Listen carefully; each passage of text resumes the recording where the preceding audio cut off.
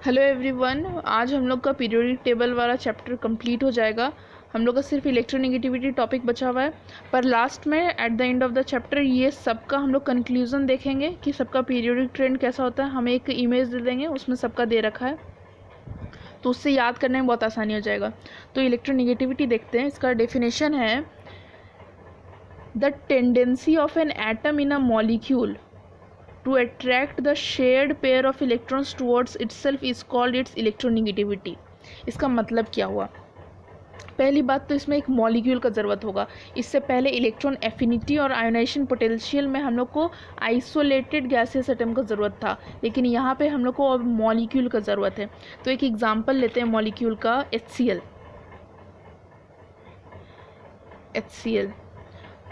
तो इन दोनों के बीच में इलेक्ट्रॉन शेयर्ड फॉर्म में होता है। तो अब यहाँ पे इलेक्ट्रोनेगेटिव क्या है? इलेक्ट्रोनेगेटिविटी किसी भी एटम का टेंडेंसी है एक मॉलिक्यूल के अंदर। जैसे कि ये एक मॉलिक्यूल हो गया ना HCl का, जिसमें कि हाइड्रोजन एक एटम हो गया, क्लोरीन एक एटम हो गया, और दोनों एटम जब साथ में कंबाइन हो गए तो मॉलिक्यूल का फॉर्मेशन हो रहा है। तो ये जो मॉलिक्यूल है, इस मॉलिक्यूल में एक एटम का टेंडेंसी होगा कि वो अपने तरफ इलेक्ट्रॉन को खींच के रखे। एक तो उसका अपना इलेक्ट्रॉन है ही, दूसरा इलेक्ट्रॉन को भी अपने तरफ थोड़ा ज़्यादा खींच के रखे। तो उस टेंडेंसी को हम लोग इलेक्ट्रोनेगेटिविटी बोलते हैं। तो इलेक्ट्रोनेगेटिविटी जो है वो शेयर्ड पेयर ऑफ इलेक्ट्रॉन, ये जो शेयर्ड पेयर ऑफ इलेक्ट्रॉन है, इसको जो एटम एक मॉलिक्यूल के अंदर अपने तरफ खींच के रखता है वो उसका इलेक्ट्रोनेगेटिविटी होता है। मतलब कि इलेक्ट्रोनेगेटिविटी हम लोग ऐसे नहीं बोल सकते कि एक नंबर दे दे इलेक्ट्रोनेगेटिविटी को। ये एक डायमेंशन लेस प्रॉपर्टी होता है, ये सिर्फ एक टेंडेंसी है। और ऐसा कोई ज़रूरी नहीं है कि जैसे कि क्लोरीन हाइड्रोजन के साथ अगर कंबाइंड है तो क्लोरीन अपने तरफ इलेक्ट्रॉन खींच लेता है, लेकिन अगर क्लोरीन सपोज फ्लोरीन के साथ कंबाइंड में आ गया तो उस केस में भी क्लोरीन खींच लेगा, ऐसा कोई ज़रूरी नहीं है। तो इसलिए ये कंपेरेटिव स्टडी होता है। खैर, उतना हम लोग को डिटेल में जाने की ज़रूरत नहीं, हम लोग को ये डेफिनेशन पता होना चाहिए इलेक्ट्रोनेगेटिविटी का। और यहाँ पे एक और एक्स्ट्रा बात लिखा हुआ है कि हम लोग इलेक्ट्रोनेगेटिविटी को लिनियस पॉलिंग स्केल में इसको मेज़र करते हैं। इसका हाईएस्ट वैल्यू जो होता है फ्लोरीन का होता है, जो कि 4 होता है। ये वैल्यू याद रखने का ज़रूरत नहीं है। और लोएस्ट होता है सीजियम का 0.7, पर ये वैल्यू याद रखने का ज़रूरत नहीं है। अब इलेक्ट्रोनेगेटिविटी डिपेंड किस चीज़ पे करता है? इलेक्ट्रोनेगेटिविटी मतलब इतना समझ लेना कि जो अपने आप को, मतलब कि जो इलेक्ट्रॉन को अपने तरफ खींच पा रहा है, ठीक है, पर ये पूरी तरीके से ले नहीं रहा है, खींच पा रहा है। जैसे कि इसको हम दिखाते हैं, जैसे HCl का ही एग्जांपल लेते हैं। ये H हो गया और ये Cl हो गया। ये हाइड्रोजन का इलेक्ट्रॉन हो गया और ये क्लोरीन का इलेक्ट्रॉन हो गया। अब इसमें जो है क्लोरीन का इलेक्ट्रोनेगेटिविटी ज़्यादा होता है। तो क्लोरीन क्या करेगा कि ये जो हाइड्रोजन का इलेक्ट्रॉन है उसको अपने तरफ थोड़ा सा ज़्यादा पुल कर लेगा। ऐसा नहीं कि पूरा खींच के अपने पास ले आएगा। ये जो इलेक्ट्रॉन यहाँ होना चाहिए वो इलेक्ट्रॉन कहीं यहाँ आ जाएगा। मतलब हाइड्रोजन का इलेक्ट्रॉन यहाँ से हट के यहाँ से हट जाएगा और कुछ यहाँ शिफ्ट हो जाएगा, क्योंकि क्लोरीन का इलेक्ट्रोनेगेटिविटी ज़्यादा है। पर ये ज़्यादा क्यों है? क्या फैक्टर है जिससे हम लोग इलेक्ट्रोनेगेटिविटी को मेज़र कर सकते हैं? मतलब कि किन किन चीज़ों पे ये डिपेंड करता है? तो 2 चीज़ पे, साइज़ ऑफ एटम और न्यूक्लियर चार्ज। तो अब जितना साइज़ ज़्यादा होगा एटम का, उतना ही उसका इलेक्ट्रोनेगेटिविटी कम होगा। क्योंकि हम लोग क्या जानते हैं, जैसे साइज़ बड़ा हो जाता है तो वो इलेक्ट्रॉन लूज़ करने का उसका टेंडेंसी बढ़ जाता है, ना कि इलेक्ट्रॉन को अपने तरफ खींचने का टेंडेंसी। तो इसका मतलब कि साइज़ अगर छोटा होगा तो इलेक्ट्रोनेगेटिविटी ज़्यादा होगा। और वही न्यूक्लियर चार्ज, अगर न्यूक्लियर चार्ज ज़्यादा होगा इसका मतलब कि साइज़ छोटा होगा और इलेक्ट्रोनेगेटिविटी ग्रेटर होगा। ओके, अब इसका ट्रेंड देखते हैं अक्रॉस अ पीरियड। तो अक्रॉस अ पीरियड जैसे जैसे हम लोग लेफ़्ट से राइट की तरफ मूव करते जाएंगे वैसे वैसे साइज़ कम होते जा रहा है। यानी कि इलेक्ट्रॉन को अपने तरफ खींचने का उसका ताकत बढ़ते जा रहा है, इसका मतलब इलेक्ट्रोनेगेटिविटी इंक्रीज कर जाएगा।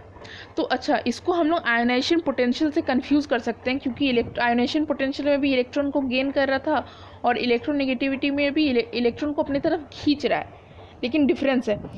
आयनाइजेशन एनर्जी जो था उसमें पूरा का पूरा इलेक्ट्रॉन उसके पास आ रहा था, लेकिन इलेक्ट्रोनेगेटिविटी में ऐसा नहीं होता। इलेक्ट्रोनेगेटिविटी में जो मॉलिक्यूल है, मॉलिक्यूल अपने सामने वाला जो एटम है जिसके साथ वो इलेक्ट्रॉन का शेयरिंग कर रहा है, उसको इलेक्ट्रॉन को अपने तरफ थोड़ा सा खींच लेता है, पूरी की पूरी तरीके से अपने अंदर नहीं ले लेता है, थोड़ा सा खींच लेता है। ये डिफरेंस है इलेक्ट्रोनेगेटिविटी और आयनाइजेशन पोटेंशियल में।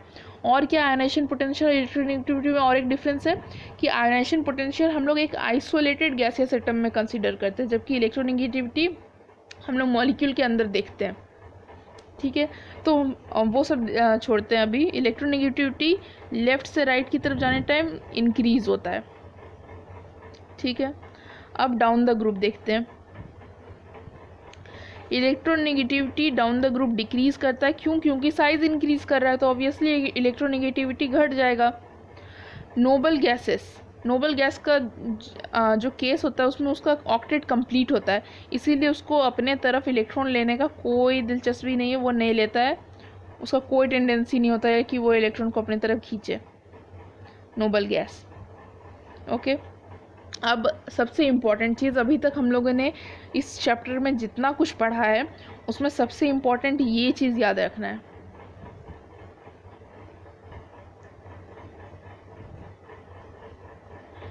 तो यहाँ पे देखते हैं, ज़रा कलर चेंज करते हैं।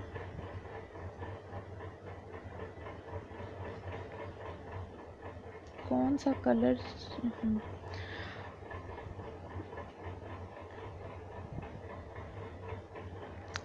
तो हम लोग पीरियोडिक प्रॉपर्टी में कौन कौन सा प्रॉपर्टी देखे हैं? एटॉमिक साइज देखे हैं, मेटेलिक कैरेक्टर देखे हैं, नॉन मेटेलिक कैरेक्टर देखे हैं, आयनाइजेशन पोटेंशियल देखे हैं, इलेक्ट्रॉन एफिनिटी देखे हैं और इलेक्ट्रोनेगेटिविटी देखे हैं।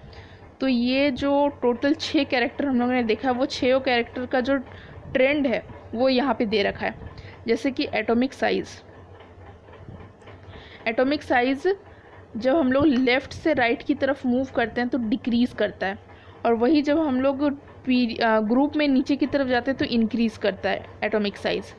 मेटेलिक कैरेक्टर भी सेम प्रॉपर्टी शो करता है। मेटेलिक कैरेक्टर भी लेफ़्ट से राइट की तरफ जाने टाइम डिक्रीज़ करता है और डाउन द ग्रुप जाने टाइम इंक्रीज़ करता है। लेकिन non metallic character, ionization potential, electron affinity और इलेक्ट्रोनेगेटिविटी, ये चारों के चारों जब हम लोग लेफ़्ट से राइट की तरफ मूव करते हैं तो इंक्रीज़ होते हैं, और जब हम लोग डाउन द ग्रुप जाते हैं तो ये चारों प्रॉपर्टी डिक्रीज़ होते हैं।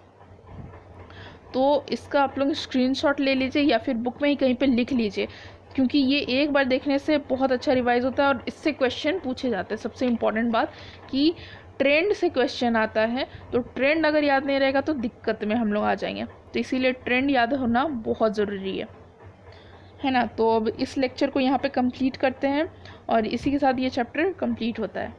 Okay, bye.